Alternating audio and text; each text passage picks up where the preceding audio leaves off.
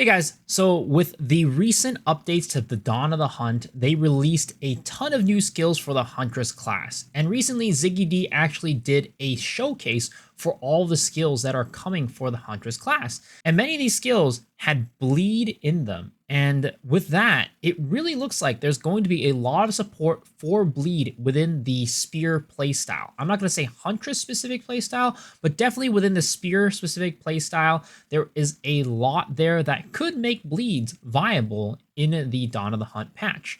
Now, when I talk about viable, I'm talking about the kind of fantasy of bleeds, where it's like you're not going to be doing a huge hit and then just the bleeds are a hacked on damage on top of it. But for the majority of the bleed builds in the previous patch, it really was that, where you're doing a big hit with the initial hit, and bleeds are just an extra little cherry on the top. No, I'm not talking about that. I'm talking about the potential for a playstyle where your initial hit isn't huge, but the bleed is what's doing the majority of the damage. And that gets me really, really excited. And one of those things that makes this possible, or at least looking like it's going to be a possible playstyle, is this new kind of keyword right here, blood loss. So in the video, Ziggy D explains how blood loss works. Basically, when you're looking at Herald of Blood, which is the new herald for bleeds, it says right here, while active, killing an enemy with blood loss will cause a bloody explosion that deals physical attack damage to surrounding enemies based off the life of the exploded enemy. So basically how this works is when you have an enemy that is bleeding, they will incur something called blood loss. And the more that they bleed out, aka the more bleed damage that you do, the more blood loss they have. And as a result, a higher amount of blood loss will cause Herald of Blood to do more damage. So basically, the more bleed damage the enemy has taken, the more that Herald of Blood will do when it ultimately explodes when the enemy dies. And this new blood loss mechanic is really what makes me believe that this bleed playstyle is going to be possible, because at the end of the day, in order to make blood loss scale and do more damage, you need to do more bleed damage, aka you're going to need to do less physical damage on the initial hit and more bleed damage to make it so that these blood loss mechanics are not just a waste. And there are a couple of blood loss mechanic skills in the patch, but I wanted to definitely go over Herald of Blood first, because I think that this, on top of Rake, which we'll cover next, are going to be the core pieces for this bleed build. So as I mentioned, how Herald of Blood works is that when you kill an enemy and they've taken bleed damage, they will explode. Now, this explosion does physical damage to enemies. It deals 15% of the exploded enemy's blood loss as an unscalable physical attack damage. AKA, it means that you're not going to be able to use like concentrated effect or anything like that to increase the amount of damage that this explosion does, unfortunately. So that's a little bit of a bummer that you can't do like what you would do with a Herald of Thunder or Herald of Ice, where you throw things on there to make it do more damage. You can't really do that, unfortunately. You could probably do like stuff, to convert the damage to other elements, but I'm not sure why you would want to do that, especially if you're not like a Blood Mage, for example. You just want to keep it as much physical as possible. So this deals physical damage to enemies around it and has a chance to aggravate bleeding on hit. So basically what will happen is you'll kill an enemy, it'll explode, and it has a chance to make the bleeds on the other enemies around it do more damage, because when you aggravate it, it does 100% more bleeding damage when you do that. So basically the hope is you're going to hit an enemy or hit a group of enemies with a bleeding attack. One of the enemies will explode and die due to the bleeding damage. Herald of Blood will proc, it'll explode and explode the other enemies and hurt them and make them do more bleeding damage, and those enemies will explode into Herald of Blood procs as well. Now, one of the things that I am a little bit unsure about is whether or not Herald of Blood itself can cause more bleeds. For example, if you were to go on Path of Building or just take a look at the tree, you can see that there's going to be things that have a chance to cause bleeding on hit. And as you can see here, Herald of Blood is an attack, and it says aggravating bleeding on hit. So this does hit enemies, and as a result, potentially there is a chance where if you stack enough hit, like bleed on hit chance, then you'll be able to just chain these Herald of Bloods to explode into other enemies. Now, I'm a little bit skeptical about that because they have shown to not want Heralds to proc off of themselves with the recent changes to Herald of Ice and Herald of Thunder. So I am a little bit skeptical about this being able to happen, but if it can, that would be absolutely insane for the clear rate of bleed builds, because that means if something dies from Herald of Blood because you have done a significant amount of blood loss, that damage will transfer over to another enemy and it'll explode and bleed that enemy, and that enemy will have blood loss and then ultimately explode and create a chain explosion across the screen. We'll have to see if that is possible though, but this definitely gets me very excited. But next on this list is going to be Rake. This is, I would say, most likely going to be the skill that you're going to be using for the bleed build. Again, for the bleed fantasy, right? There are definitely skills that are going to be doing much bigger hits, but unfortunately, those skills that do bigger hits are going to be mostly just killing the enemy with the hit himself. Rake, on the other hand, is a skill that doesn't seem to have a huge amount of attack damage, unfortunately, but it does give you 100% more magnitude of bleeding inflicted. So this looks like the go-to skills for increasing the amount, or rather doing the bleed damage initially to start your chain of bleeds. Of course, if you're not going for this fantasy, you could probably go for another stronger hitting physical skill. But for me, this is probably going to be the go-to for me to try and scale the amount of magnitude of bleeding as we go through. And as we've seen in the Ziggy video, this is a pretty cool skill. It is a mobility skill where you get to slide into enemies and it deals more damage, up to 100%, based on the distance traveled. So ideally, you're going to be wanting to use Rake to engage into the enemies from a distance, and then potentially afterwards, when you hit these enemies with Rake, you're going to hit them with Blood Hunt at a certain point. Now, what Blood Hunt does is it creates an explosion of blood based off the amount of blood loss that the enemies have taken. Now, the one thing to note about this skill is, from what I can tell from the footage that Ziggy D has shown, it does not consume the bleeding. It does not consume the blood loss. So it will hit the enemy, it'll make an explosion, but if you had, per se, Herald of Blood on the enemy, right, this also interacts with blood loss, and it does not consume that blood loss. And to demonstrate, let's take a look at this right here. So this is Ziggy D showing off Blood Hunt, right? So he is going to stick his spear into the enemy right now, and it is going to explode into the basically the Blood Hunt explosion on top of the Herald of Blood explosion. It's a little bit hard to see with the smaller imps, but as you can see here with a Vile Hag, right? So he inflicts bleed there to begin with, and it's going to start losing blood. Then he's going to skewer it with Blood Hunt, and as you can see, it explodes into this jagged, little bit of a blood explosion. But following that, it also has a secondary explosion, which is the explosion you would see with Herald of Blood. So because of that, you can tell that it will, one, explode from the Blood Hunt explosion on top of also exploding with the Herald of Blood explosion as well. As a result, luckily, it seems like it does not consume the blood loss from the enemy and will allow you to do both explosions, which is great. But the one thing that you will have to notice is that in the keywords, it does say that hitting an enemy that has suffered sufficient blood loss will cause a large explosion. So you're not going to be able to just hit an enemy with a bleeding skill like Rake and then immediately go in for the Blood Hunt. You will have to wait a little bit. I don't know how much damage that it needs to have taken through bleeding for that to happen, but you just can't do it immediately, unfortunately. And this is kind of demonstrated here as well when he goes in here. So he hits the enemies with a Rake, right? Rakes them, and then he hits this witch over here with his Blood Hunt skill. And when he did that, it did not send any explosions out. And that's because there has not been significant blood loss done to actually make that explosion happen. You see, he hits it 3 times and it still doesn't happen. And then he just auto attacks and it dies. So unfortunately, it's not something that you can really do just off the rip. It really is a, as they say, a payoff skill where you have to wait until the bleeds actually go through and make it explode from there.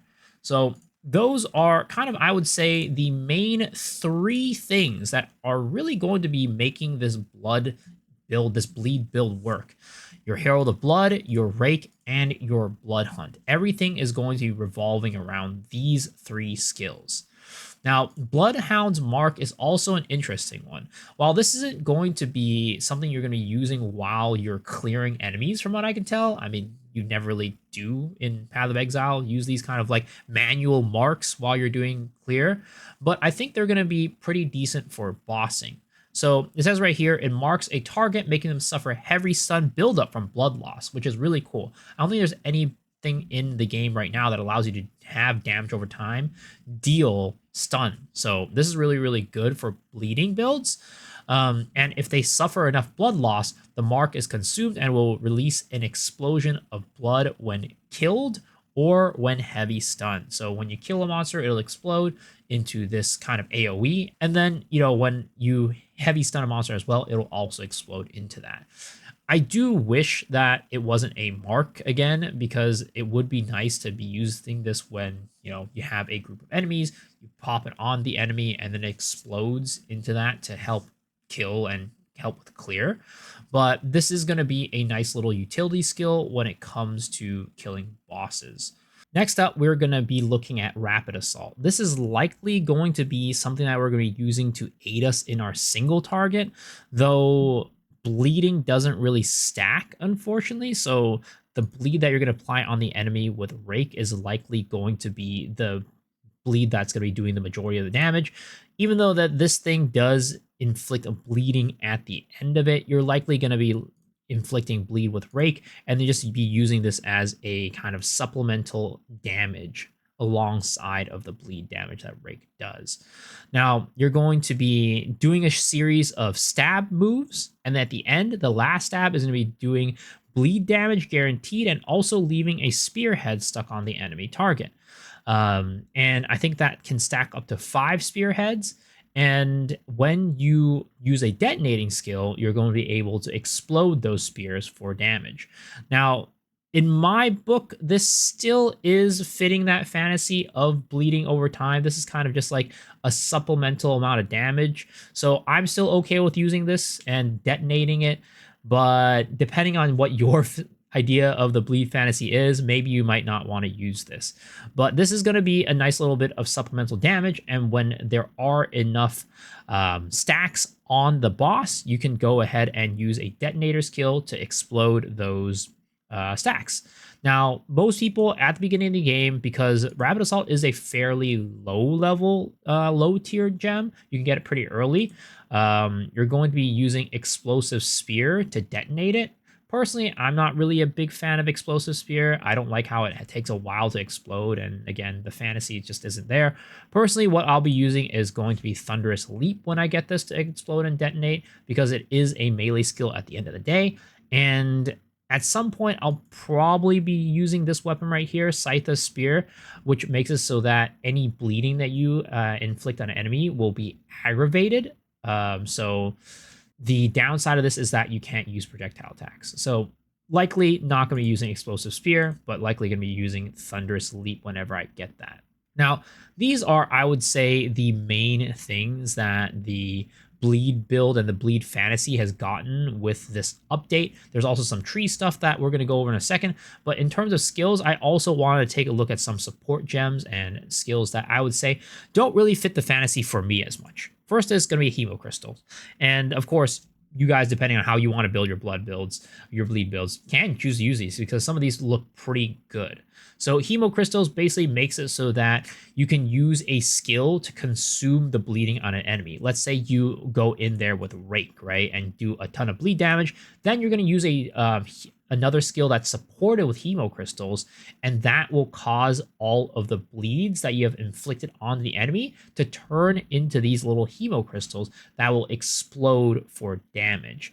Now, these hemo crystals themselves cannot cause bleeding, as you can see here, and they will detonate after a while and do damage based on the amount of damage to the consumed bleed, or the remaining damage of the bleeding. So you don't want to be using this like after the bleeds have been, ticked through. You want to do this pretty early in succession after you hit rake. So just hit rake, then hemo crystals. So it's kind of opposite of this blood loss mechanic, where blood loss, you want to be able to let the bleeding tick out and then explode it with blood hunt. This is the opposite. This is why hemo crystals does not work with well with things like Herald of Blood or Blood Hunt, because hemo crystals will consume the bleed and will no longer leave the target bleeding anymore.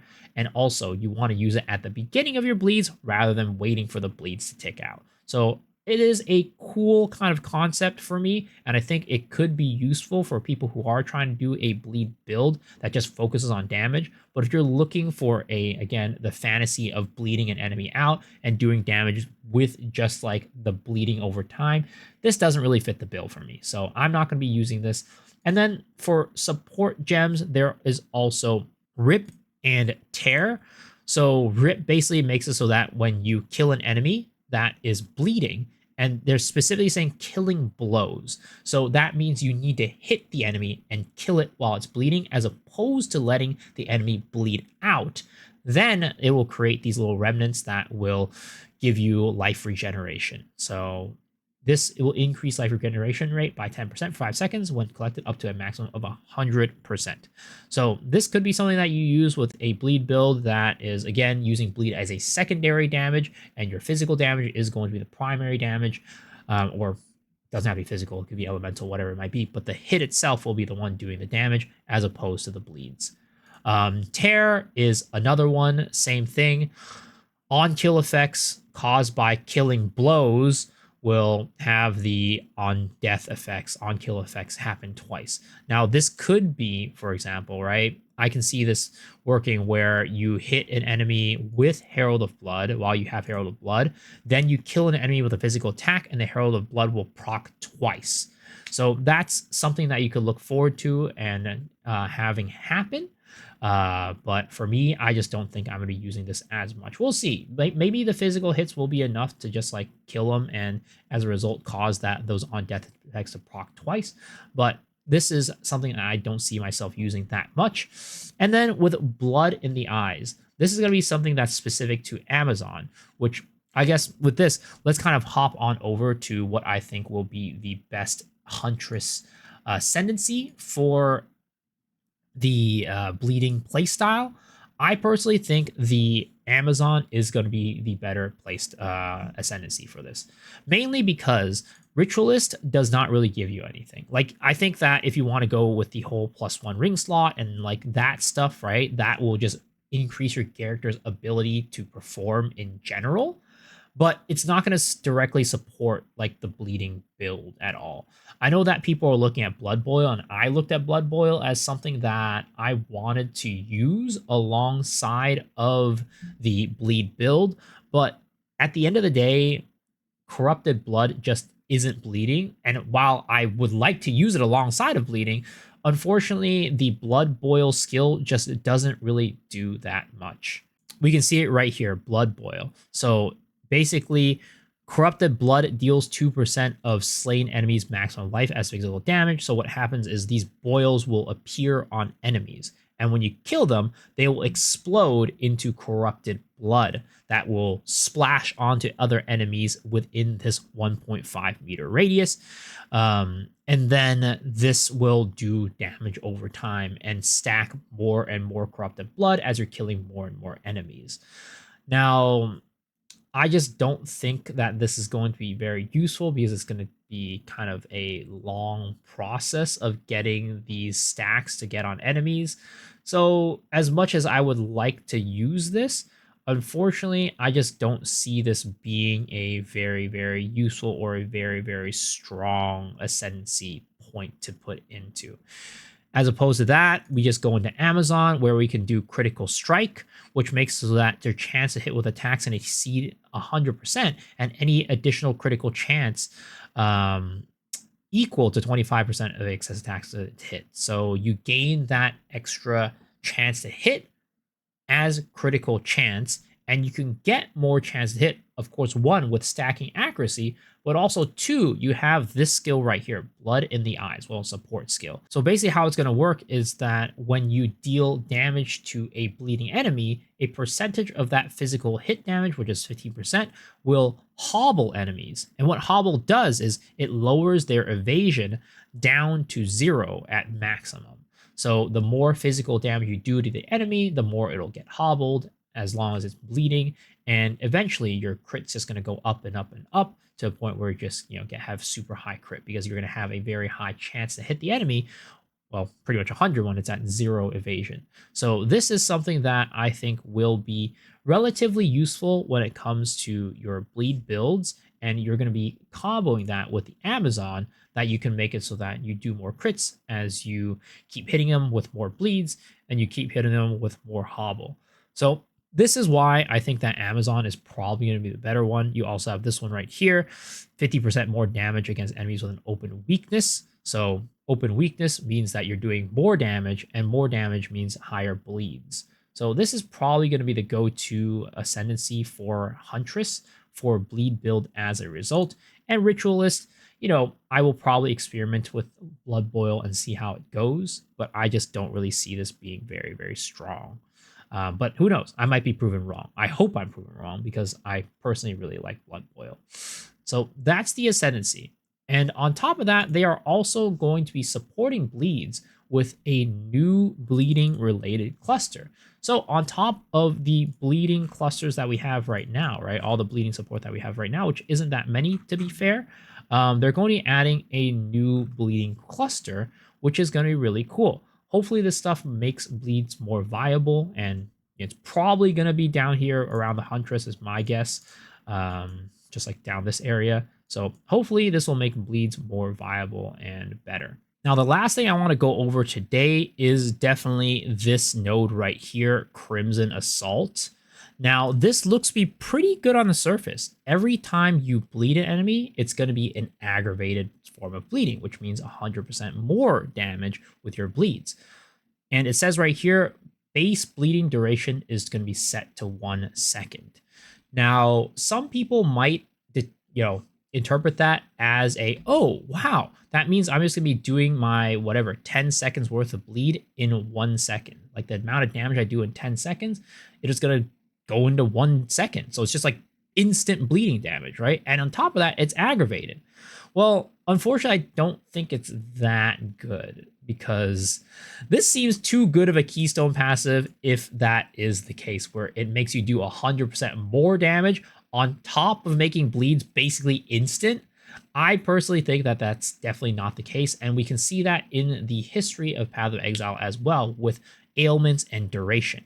We've done this on the channel before, have tested ailments with increased duration, and with every single situation, if you apply a poison, a bleed, an ignite, whatever it might be, and you increase the duration that ailment with something like temporal chains, that will increase the amount of damage that you do. It doesn't increase the DPS, but it increases the amount of damage, because in general, in Path of Exile, ailments and damage over time are calculated by damage per second. So if you deal 10 damage per second for 10 seconds, then that's going to deal 100 damage. And if you deal 10 damage per second for 20 seconds, that'll do 200 damage, right? The damage per second is not changing, but the amount of total damage you're doing is more. Now, if you do 10 damage per second for 1 second, which is what basically this is going to do, it means that you're only dealing 10 damage. But of course, it's going to be aggravated, so it's going to be 100% more, so 20% or 20 damage from 10 damage. So it's going to be doing more damage than originally, but it's only going to be doing it for 1 second. And then you're going to have to find ways to scale the duration again after this reset down to 1 second. I'm pretty strongly confident that this is how it's going to work. It's going to make your bleeds all aggravated, but as a downside, it's going to make it so that your bleeds are only going to be 1 second long, and you have to find ways to increase the duration with other means. And as a result, I really don't think that this is going to be a very strong keystone passive, because we have items that already make it so that your bleeds are always aggravated. Now, we can go very basically off of our original build that we're talking about with Amazon, right? We're going to be doing a lot of crits, and as a result, we're always critting. So we can go ahead and use this one right here, the Smiling Knight helmet, that makes it so that anytime you deal critical damage, any bleeding on the target is going to be aggravated. So you're going to be critting a lot, and you're going to be basically always aggravating your bleeds. And you're going to have that without the downside of having the bleeds only be 1 second long. There's also Beetle Bite, which is a boot that you would wear, and it makes it so that any enemies in your presence will have the bleeding aggravated. And since we're playing melee for this build, you're likely going to be next to enemies all the time anyways. So either of these are going to be much better choices than taking this keystone on the tree, unfortunately. So I'm not really going to count on this being much of a support for us, but we're really going to be able to hopefully lean on this new bleeding related cluster, or actually clusters. So that's going to be hopefully things that will support our bleed builds. But with all this, I am feeling pretty confident that we're going to be able to get that bleed fantasy that we've always been looking for in Path of Exile 2 that does exist in Path of Exile 1, where it's not just about doing a big physical or big hit and then having bleeds be a damage on top of that. It really is going to be making bleeds shine on its own.